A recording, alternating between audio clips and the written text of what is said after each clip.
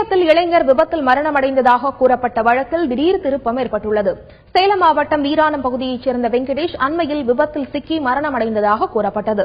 இதுகுறித்து நாளிதழ்களில் வெளியான செய்தியை படித்து பார்த்த அருண் என்ற மாணவர் தலைக்கவசம் அணியாமல் இருசக்கர வாகனத்தில் சென்ற வெங்கடேஷை போலீசார் தாக்கியதாகவும் அதில்தான் அவர் இறந்துவிட்டதாகவும் பரபரப்பு தகவலை வெளியிட்டுள்ளார்.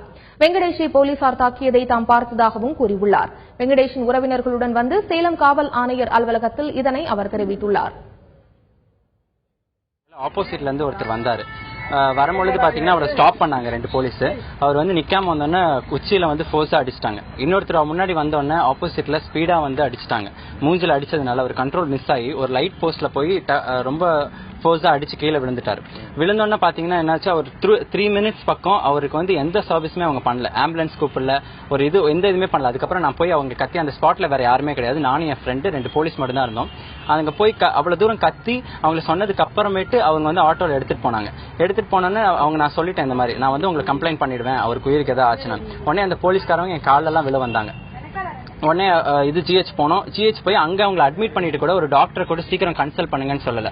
அங்க போய் ஒரு 2 மினிட்ஸ் அவருக்கு ஹார்ட் பீட் இருந்தது. ஆனா ஹார்ட் பீட் வந்து ஒரு 3 மினிட்ஸ்க்கு மேல நின்றுச்சு. நிப்பாட்டினோன்னு அந்த 2 போலீஸும் ஸ்பாட்லயே கிடையாது, உடனே கிளம்பிட்டாங்க. இதனிடையே வெங்கடேஷை தாக்கிய காவல்துறையினர் குணசீலன் மற்றும் பிலிப்ஸ் ராஜா மீது கொலை வழக்கு பதிவு செய்து உரிய நடவடிக்கை எடுக்க வேண்டும் என்று அவரது உறவினர்கள் கோரிக்கை விடுத்துள்ளனர்.